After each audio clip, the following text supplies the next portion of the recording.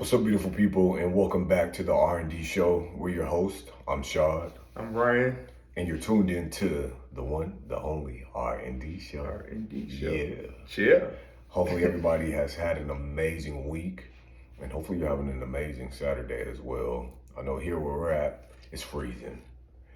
It's cold in Atlanta. So It is cold. the sun It's is out, ridiculous. but it is freezing. So, we're doing everything to stay warm. Hopefully you're warm wherever you're at, and you're in a great spirit. So we want to jump in here and I guess do some topics, some hot topics, or just have a conversation just in general about a few things. And where do we start? Let's start off with the Bryant interview. Everybody knows who Bryant is, right? He's played for the Cowboys, right? Right, he's a football Wide player. receiver. Absolutely. Okay. Is he still playing? Still in the league? Was he retired or what? Because I don't know. I thought Bryant was still playing. He's still playing. Maybe he's still playing. Okay. But he did an interview and he was on a podcast and he broke down talking about breaking generational curses when it comes to your kids. And this is such a huge topic in Black culture, right? Because we wholeheartedly believe in generational curses. I remember growing up hearing about generational curses over and over and over again, and how it has affected and impacted our family and how it's been passed down from generation to generation, and who's going to finally get to a point of helping to break these generational curses. Have you heard strongly about that? Like, did you guys have to battle those things or have those conversations when you were growing up in your family? There was a narrative, but I don't think it was necessarily at the forefront. But as I think about our family, I do see there's some generational curses. I think about anxiety. I see how anxiety has been passed on from one generation to the next. And so, so it's definitely prevalent in our family, but it wasn't at the forefront. I think it's been talked about more these days, for us at least, but yeah. And I think what happens is you hear about it, right? And you may have even observed it or experienced some of what your parents or your grandparents were talking about, but it doesn't really hit you until you have your own children and you realize the things that I may have been exposed to or the things that I may have grown up witnessing, or just overall in general. I don't want my child to be impacted and affected and to have that same experience. And so Bryant had pretty much broke down because he was saying that he doesn't want to be what maybe his parents or his parents was, to each other and then down to him. And the examples that he gave was, stop yelling at your children before they go to bed and expect for them to sleep well at night. Stop yelling at your children or arguing with your children in the morning before you drop them off to school or see them off to school and expect for them to have a great day. We get to control the way that we talk to our kids and how we relationship with our children and just the tone of our voice and how we show up in those relationships. And that's something that I realized myself,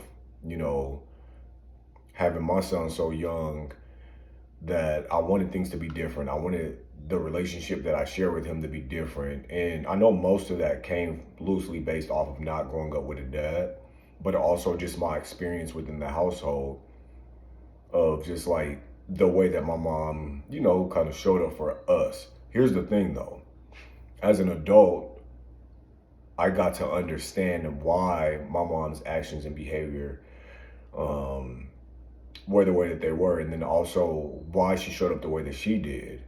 And as an adult, I get to say that I don't blame my mom for anything because what she gave is all that she had to give, right? She showed up in the ways that she felt like were necessary for her to be able to show up, in the capacity that she was able to show up in.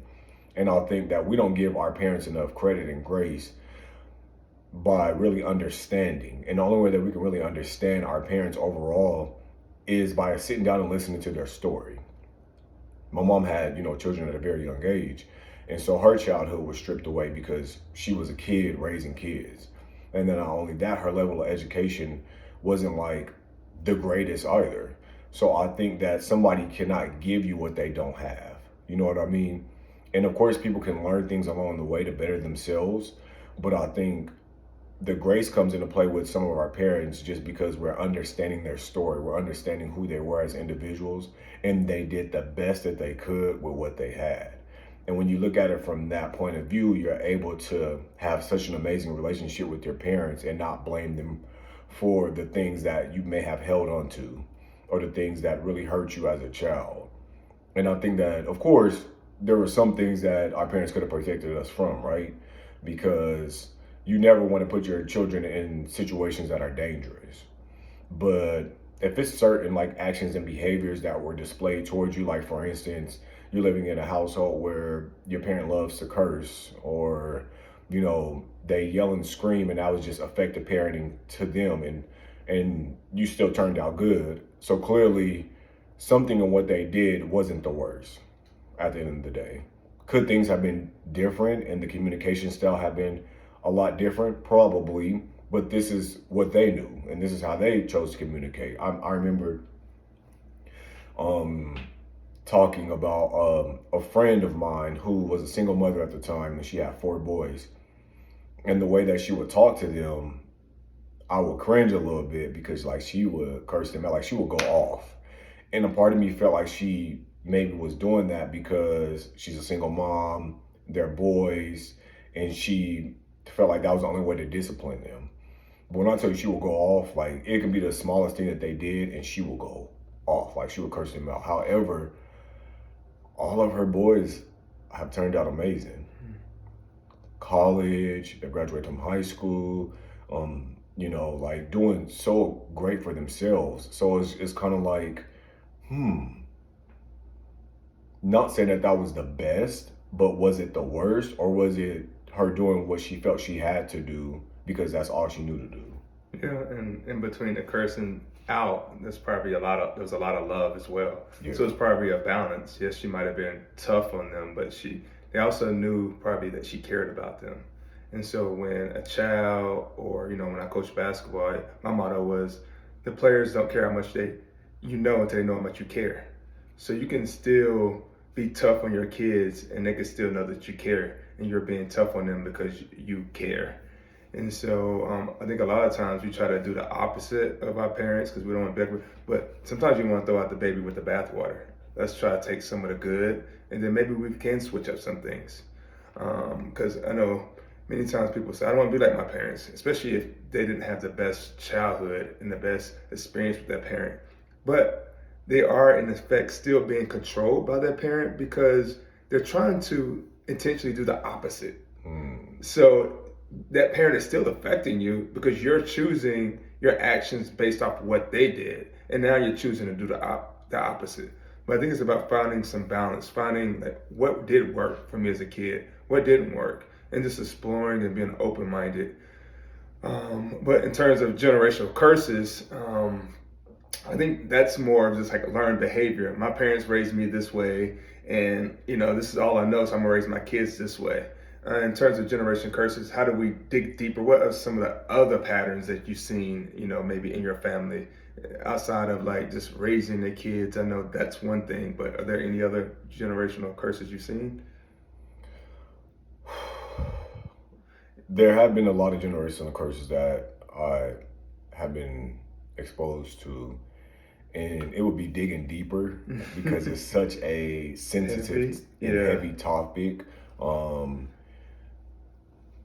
And I don't like to always blame everything on this is why it is, like because of this generational curse and it's impacted for 4 generations, 5 generations. I think that as adults, we have a choice. I think as children, we don't have choices, right? So it goes back to somebody asking you and somebody telling you. And I feel like somebody asking you to do something is different from somebody telling you to do something. Somebody's telling you to do something as a kid, you have to do it. But I feel like if they're asking you, then you may have a little bit of wiggle room to have a choice there. And with some of the situations and circumstances that took place, growing up, I don't know if it's wholeheartedly just, oh, this is because of the generational curse, but to other people, the older people, should I say, it's because of a generational curse, right? Yeah, because when I think about even what Bryant said, I know he's saying generational curse, but that's a choice. He's choosing to curse at his kids that way. That's not necessarily something that was necessarily passed down unless you decided to, It was a choice he's chosen not to. not to. Yeah. Yes, they not. He chose to relation because, again, I go back to, and you made a really great point. Because early on when I found out because I didn't had a relationship with my dad, right? But then when I found out I was having a son, what I did was I was like, all that was out the window. I rather start over with my dad. How do I start over that way? Is allowing him to be the best grandpa that he can be to his first grandson. That was it. That was the conversation. It was everything. And for me, it was important for me to not harbor whatever resentment or feelings I had toward him, because then that would show up in my parenting to my son. And that could be a generational curse. Let me tell you why. Because when I had a deeper conversation with my dad, what he told me was, well, what did you expect from me? What was I supposed to do? My dad wasn't there for me. His dad wasn't there for him. So I didn't know how to be there for you. So then in return, I said, so that means I shouldn't be there for my son, because those are generational curses, right? Mm-hmm.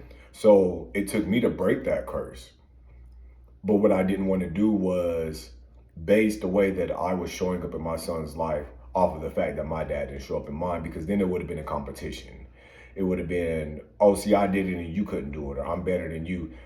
And so none of that was in my mind. I intentionally showed up in my son's life the way that I do and did, because my heart, my mind, body, soul, and spirit was in that place of wanting to be the best parent that I can be to my child. It had nothing to do with anybody else or how I was raised or having an absent parent. It was just because I feel like God gives us children as gifts, and what we do with that gift is what's important. And it also is back to us honoring God in the way that we shower and nourish these gifts, right? So if children are gifts from God, why wouldn't we want to be present and take care of these gifts the best way that we can? And it's a learning process, right? Because as they get older, you start to parent differently. But again, what I didn't want to do was base anything off of my experiences. I wanted to just go in and do the best that I could. There's no handbook. There's no perfect parent out there. We all hit, road bumps and potholes, and sometimes it's smooth sailing, sometimes it's a roller coaster ride. But at the end of the day, if you're showing up your authentic self and you intentionally just want to give your child the best life that you can possibly give them by any means necessary, then you're doing what you're supposed to do and what you have to do to break a generational curse without even thinking about that curse. Amen. I think early on you brought up a good point in terms of just talking to your parent to understand, their behavior, why they did certain things, and also maybe you get a better perspective of why their parents did certain things. Because sometimes you can be behaving in a way you can not even know that, like, it is a generational curse, because so often, especially in Black households, we don't talk about things. Things could have been happening in the family and no one's talking about it. Yeah. When it even comes to like things like molestation and things that sometimes that could be passed on, down the line. And so I think not to cut you off, because I want you to keep going, but I want to ask you real fast. Growing up in your household, was there a rule what happens in this house stays in this house? There was, yeah, for the most part. So do you think that the reason why so many issues and or generational curses were passed down is because the things that may have been hurtful that was happening in that house, I wasn't able to talk about that because it had to stay in this house, and I had to just learn how to deal with that? Yeah, I think so. A level of privacy, not wanting to put a family member in a bad light, trying to protect each other. And I think all those things come into play. So I think there was an element of that in our household, in our family as well. where things were happening and people just didn't talk about it, or people didn't maybe know how to talk about it. Yeah. You know, I think therapy is relatively new, especially to our community. So people didn't really have that outlet, and so a lot of times people just kept that inside. Yeah. I think you're right. And I think it's important that that could be a generational curse too, right? Because that is something that was passed down from generation to generation. What happens in this house stays in this house. But if what's happening in this house is hurting me, I can't just allow that to stay in this house, because then I'll never see change. I'll never see release. I'll never see freedom from what it is that's holding me back from being the best person that I can be, or from my healing. None of those things. And I think that the way that we can change that narrative as parents is by having the conversation, right? By being open and honest. And even if it's uncomfortable, and I've said this before in a previous video, in order to have comfortable relationships, you have to have uncomfortable conversations. And so even if you're having these conversations with your children, give them a voice. Don't take that voice away, because what happens when you take that voice away is when they get older, they rebel. They become I mean, I've seen stories where kids have went off to college and they just went buck wild. Like, all through middle school and high school, they didn't really have a voice. They couldn't do this, they couldn't do that. It's almost like they were was it a latch key? What's it called? Latchkey kid. Kid or something like that. Yeah. Like, they just was hidden behind the deadbolt. You know what I mean? But then they got to college and they was wilding out. And it was a lot of that had to do with I couldn't relationship with my parents on no other level. It just had to be this. It wasn't this and that. It was just this, and that's it. And that was tough, because how can I express to my parents that, hey, I think I'm ready to have sex, or I tried marijuana, or I may have had a little alcohol, or this happened to me, or I was touched here, or, I'm really struggling with, I don't know what it is. I don't know if I'm depressed. I can't. How are they able to open up if you're not inviting and welcoming that space? It's not always about us being right. I know for myself, I always was conflicted about how to discipline, different discipline styles, because I didn't want to always bring out a belt, and whoop. But then even if I did something different, like, hey, you got to stand on the wall for 10 minutes, that was like a military style discipline. But then even that was torture. So it is important that we find a balance that I don't think some of us are ever going to be completely happy with, but we have to be able to still parent in some type of way to have some type of result. Now, I have heard that some people don't even believe in discipline. Like, I don't believe in whooping. I don't believe in nothing. So it's kind of like, I'm not sure. There's no playbook. Yeah. There's no manual. I heard one parent put it this way: as a parent, you're always going to have some level of what if, some level maybe of some guilt associated with it. What if I did this different? Yes. What things have turned out differently. So that's just something you have to give yourself grace about. Yeah. Because at the end of the day, you're doing the best that you can, and you did the best that you could. Yeah. And you're right. That's the right word. Some level of guilt. Suffering from some level of guilt. But if you really, that's never been your overall picture of as being a parent, right? That's not the painting of you as a parent. Then I feel like there shouldn't be any major regrets. I wish I could have did this different. I wish I could have did that different. At the end of the day, our children get a certain age and they're influenced by so many different things, people, places, and things, and music and television and the outside world. And it's just like, yeah, you could have done everything that you felt right inside, but once they get outside and get exposed to these other children who were parent differently, or juggling generational curses, or all the rest of this stuff, it becomes a melting pot of emotions and experiences for these kids. And now they're trying to swim through and navigate what this is, because there's confusion on their behalf. And then when it comes back to you, it's confusion, because you're like, this isn't how I raised you. Like, what am I dealing with? I don't know who this is. Like, so it is about finding some type of balance, a healthy balance for you and your child. And the most important thing is communicating, having those small check-ins, just seeing where they are and how they're doing. Because I know right now we're dealing with children that like to be in their own world, don't really want to be bothered, want to be in their room on their phone or on the video game or whatever the case may be. But that's not conducive to a healthy relationship, because then you just know nothing. You don't know who their friends are. You don't know if they have a girlfriend or boyfriend. You don't know if they're sexually active. You don't know if they've tried drugs. You don't know what they're thinking mentally or how their mental health is. Like you just do not know these things. And so what I've done, even with like my son, is I do, the wellness check-ins for him too. Like I'll send him, how's your mental health? Pick a color, and then we can talk about it if it's something that's extreme or whatever's going on, because I want to make sure that you're okay.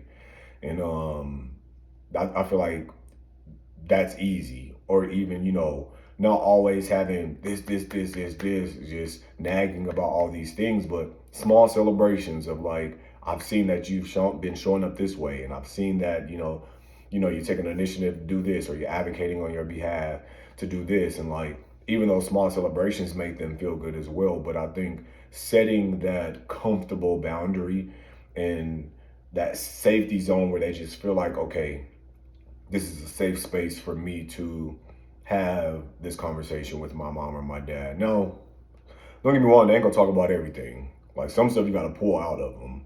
And then even then they might not even talk about it. But I feel like the best way that we can break these curses, like Bryant said, and how I already wholeheartedly believe, is by communicating and allowing them to have a voice and watching our voice as well. Because we can allow them to have a voice, but then our voice isn't watched. And I feel like we have to be very careful of our voice and what we speak into our kids and the things that we say. Because I've never been a fan of like wanting to go there and argue and raising my voice. And so when it's happened, it doesn't make me feel good at the end of the day. And later I have to come back and like, I apologize. That's not where I wanted to be at. It really got heightened. It wasn't my intention. Again, sometimes we do things that we really don't mean in the heat of a moment of conversation, which turns into an argument. But at the end of the day, we have the ability to break any and every curse by the choices that we make as adults. We don't have to continue down a cycle. We get to choose what our tomorrow, our next year, our next month, our next week looks like. And by doing that, we are already actively deciding to break whatever curse that had been put upon us from generation to generation. I think you hit it on the nose. Communication is key, because communication breeds awareness. If you're not aware, you can't really choose. But if you're aware, you have an option to choose. How do I want to behave differently? What do I need to work on to heal? Do I need to get in therapy? So communication is at the forefront. And then it's, doing the work that you need to heal, that the family needs to heal. Not just yourself, but, maybe it's family therapy that everyone needs to be involved with. So I think that's definitely a starting point. So if you're watching this video and you feel like that has, generational curses have played a major part and impact in your adult life, or the way that you show up when it comes to how you relationship with your kids or relationship with other people in general, then I challenge you today to start to do the work of knowing that not only do I have a choice to make, but I need to be the change that I want to see. And the only way that I can do that is by actively, showing up a certain type of way when it comes to certain things, and not using this as an example or weaponizing generational curses to try to be something that feels like it empowers me to be like, well, this is why I am the way that I am. You know what I mean? It doesn't give you the right to be that way. We shouldn't weaponize things that are not healthy for us and use that as a tool, and just think that it's okay for us to do what we do, right? Yeah. So that's my call. That's my call to action for you. And again, to just remember, your background may have influenced who you are, but you're responsible for who you become. Amen. Yeah. All right. So moving on, there's another thing that I want to talk about, and it's pretty much about cutting off toxic people versus giving people an opportunity to have a conversation. And within that, how do you draw a line in the sand to figure out who deserves a conversation and who doesn't? Who do you just cut off immediately? I think it just depends on the severity of the situation, what happened. It depends upon how that person responds. Are they taking any accountability for their actions? I think that's a big part. So if you take accountability, then we can move forward. But if you're going to have the victim mindset and not take accountability for the part that you played in this, then I'm not sure that we can move forward or there's any opportunity for growth in our relationship. So it really just depends upon the situation. Each situation is different. I know that you've said a few times you have to look at the overall picture of a person and Mm-hmm. how they've shown up in your life and the things that they've done and things of that nature. And that's a great perspective to have. However, I think that some issues can be very small and so simple and become a bigger issue depending on how that person chooses to show up in that issue, right? Depending on their reaction and their response to it. And so, yes, sometimes you do owe somebody a conversation, but based off of their actions and behavior and how they reacted and responded to something, you may not want to have that conversation because they've already shown you everything that you feel like you needed to see. Yeah, there's nothing more to know. Like I've already resolved and made peace in my mind where we are. But if you haven't made peace in your mind and it's still bothering you, that means that, maybe a conversation needs to be had. But given that you want to have a conversation, the other person may not want to have a conversation. So you may have to eventually make peace with it in your own mind that you may never have that conversation, but have to do the work on yourself to like get to a point where that doesn't bother you anymore. You've done what you could to have the conversation. That person wasn't willing to talk. So I did my part, control what I can control. And now all I can do is control my response. And I'm going to work to make peace with this situation. And this person's moving along. Because that's the most important thing is peace. If something is bothering you and it's disturbing your peace, then you owe it to yourself to try to initiate that conversation. But both people have to be willing to have the conversation. And you can't wait 1,000 days to then think that somebody now wants to rehash what happened 1,000 days ago and just be like, okay, now I'm completely ready.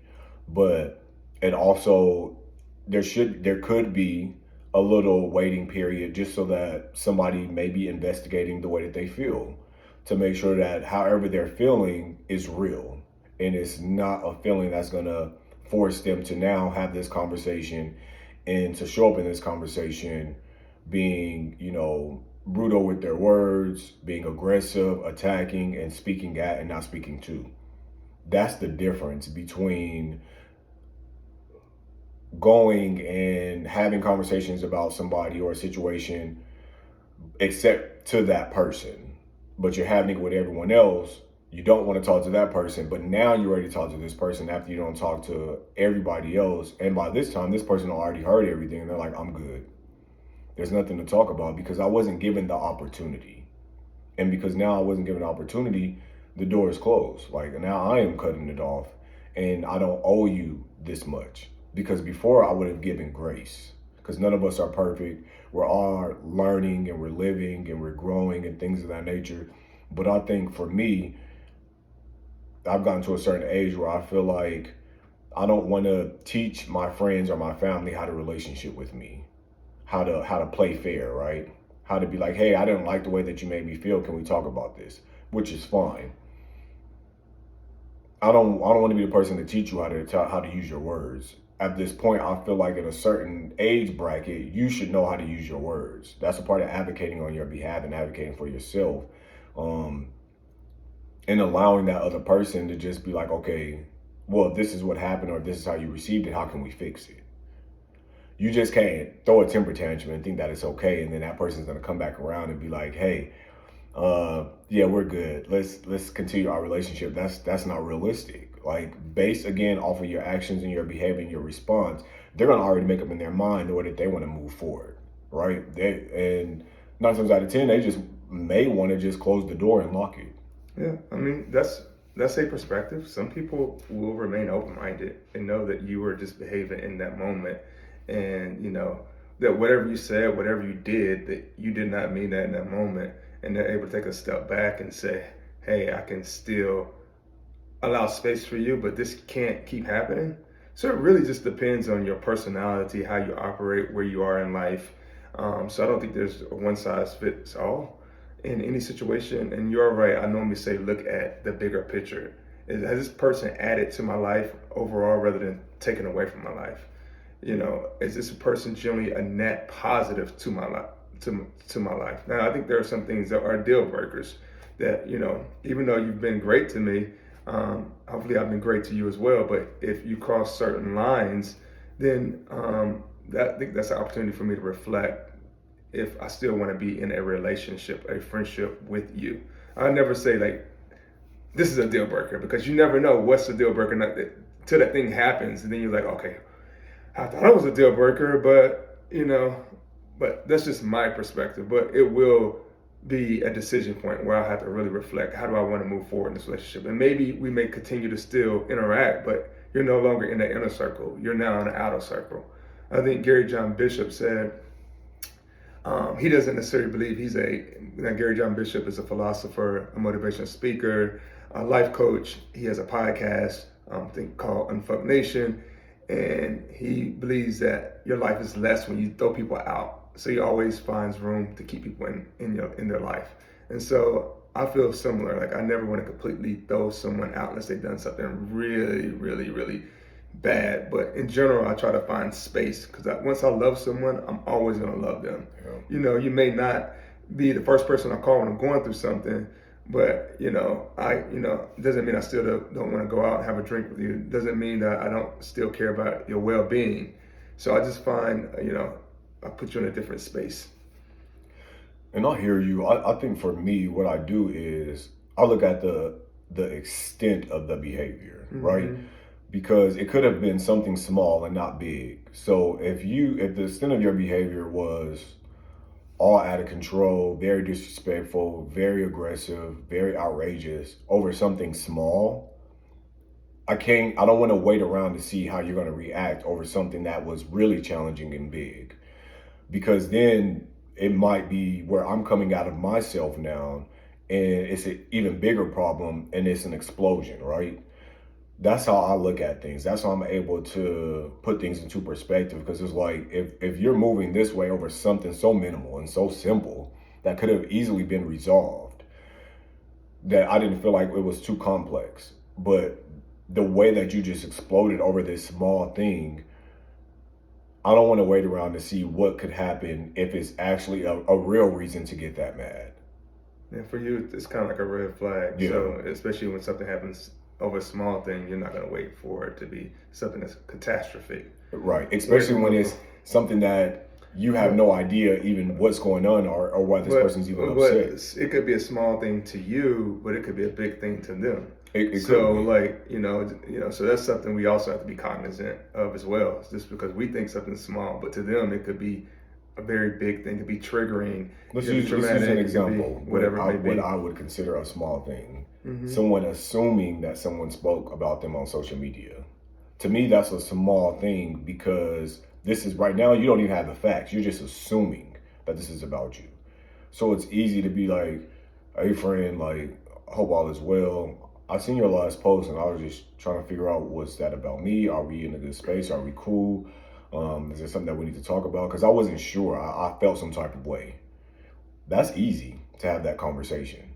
And it's easy for that person to say, yes, some of this was probably about you, or none of it was about you at all. I'm so sorry you felt that way. But I've been dealing with other things, people, places, and circumstances that sit me to this space where I feel like I just wanted to post something just so that there can be awareness overall on how to handle me and how to treat me and where I'm at in my life today, right? That's small to me. That could be, I don't know if that's big to them, but to me, that's a small situation. Yeah, that could be big. They could be triggered, by maybe they had a parent that put them on blast. Maybe they had intimate conversations with with another person and they brought it to the public, or maybe even looking at this situation, you can't really look at it in isolation because maybe there's a history from them of negative things that were happening, and so this was a thing that took them over the top, and now there's like, okay, well, I want to take a step back because these other things happen preceding to this, and this is just another thing, But and that's now, also now you're yeah, weaponizing things to yeah, justify your actions and your yeah. behavior. And that's not fair to that other person because I'm not responsible for your trauma. I'm not responsible for your, and I hate this word, triggers. I never want to hear this word again because I feel like people use that word to, once again, justify why they want to act a fool or why they want to explode on people. If you have triggers and you have all this trauma Unload the gun. and you want to do all that, Unload it. unload it. Go to therapy and unpack and unload Yeah. that gun because you're literally waiting to shoot at any and everybody when you're triggered. That's trauma. Like I don't have time for that. I feel like we have so many resources. We have so many connections. We are now so well educated about what therapy looks like, why it's important, and things of this nature that you're literally doing yourself a disservice by sitting with a loaded gun because you're not allowing yourself also to live to your fullest potential in a healthy way. You know what I mean? So for me, I have zero tolerance for adults who use triggers and trauma as a way to justify their nasty behavior. I'm sorry. I have zero tolerance for that. And so with that being said, to me, if you're telling me, well, this made me feel this way because this is what happened to me when I was a kid, I don't care. You know why? You're grown now. You're not a kid anymore. What have you done to heal that child? What have you done to heal that situation? What steps have you made? And if you're telling me that you've done nothing at all, why should I care? Because clearly you don't even care. If you cared that much, you would do the work. And I'm not saying it's an overnight process, but it's possible. It's possible. It's possible. I think we're all evolving. We're all growing. We're never where we want to be. The thing is have we made progress, right? And sometimes things are triggers. We don't even realize it's a trigger. I think it's we have to differentiate between known trigger and unknown trigger. But if you know it's a trigger and you're consistently responding based on this trigger, then it's your responsibility to do the work to move past it. Because you're the problem. They're not the problem. You're the problem if you're consistently responding to something or you're consistently feeling some type of way. Guess who's the problem? Not all these people. You are the problem. And your biggest problem is you have a problem owning that you're the problem. Yeah. You know what I mean? One of my good friends said this to me. Everybody's issue. My issue may not be your issue, but you got an issue. So I still try to even give some space and some grace when it comes to people's triggers, because we all have things that we're struggling with and trying to deal with. But when your trigger negatively affects me, I have to move differently. I have to set certain boundaries so I'm not hurt by your trigger. But I do try to understand, just because someone's aware of what they may be doing, they still may not. It still may be a process for them to continue to heal and overcome, but you still have to set some boundaries. So I totally understand where you're coming from with that. I just feel like that word trigger is just a weaponized word to hold it's on. excuse, to hold on. To give you an excuse to not do the work. And excuses only sound best to the ones using them. And so when I hear that stuff, I'm just like, and have a good day and good riddance. Because I don't have time to entertain foolishness. Let me ask you, do you think you're triggered by anything still to this day? Does that challenge you? I don't like the word trigger, so I do not think. Let's say prompted. My therapist says say prompted. Don't say triggered. Say prompted. Do you think you may be prompted? Because I think if you're prompted, maybe you have a choice. You have an option to choose how I respond. So even if you are triggered by something, I think the word's okay. But it's like, now that I'm triggered, now I gotta choose how I respond. So I don't think that I'm triggered or prompted by anything. I think that throughout my life, I've grown in different phases. Mm-hmm. And so there may have been a time in my life for maybe a 10-year or 5-year span where certain things were acceptable to me. And I would overextend myself, or I would give so much grace, and I wore my heart on my sleeve And so it was just like normal to me. But once I grew out of that phase, those things were no longer acceptable. So you can't trigger me. It's just not a part of my lifestyle anymore. I don't live in those spaces anymore. And that's what I mean by growing. Like, our growth should be us outgrowing these versions of ourselves that was not conducive for a healthy lifestyle for us. In the moment and living in it, we thought it was all good because this is how we were showing up, this is who we were. But once we started to grow past those things, we realized, okay, I don't like this for myself. And I want to be a better person for myself.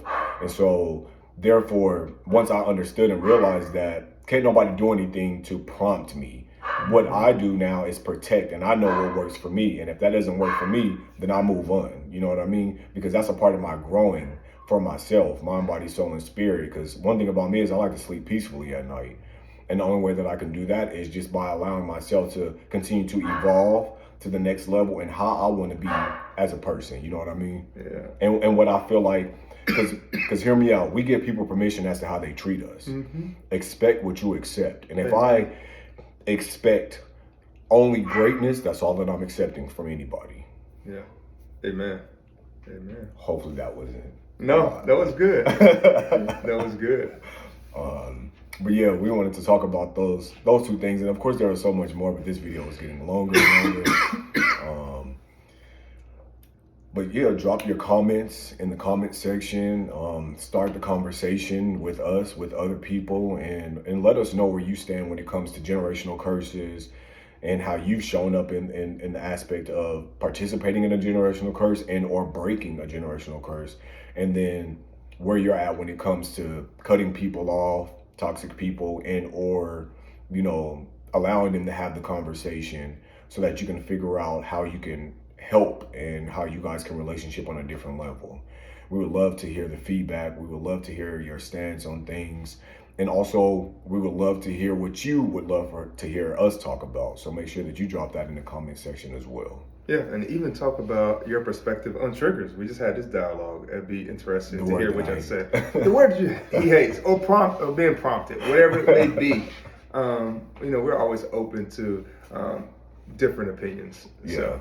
And constructive feedback and constructive criticism and opinions, it's helpful for all of us. So, we're here for it because we're different people, and we've come from different situations, circumstances, backgrounds. And so sometimes that is going to be how we view the world based off of those lenses. But we also are the master of our ability, and we get to shift what that looks like in that lens too. So, yeah. Hopefully you enjoyed this conversation. Make sure that you like this video, or should I say thumbs up this video. Make sure that you subscribe to our channel. Make sure that you share this video. You can share it on Snapchat. You can share it on TikTok. You can share it on Instagram. You can share it on Twitter. You can share it on Facebook. You can share it in your family group chats, in your friend group chats. Just share and tell people, hey, listen to this conversation. I think it can be helpful.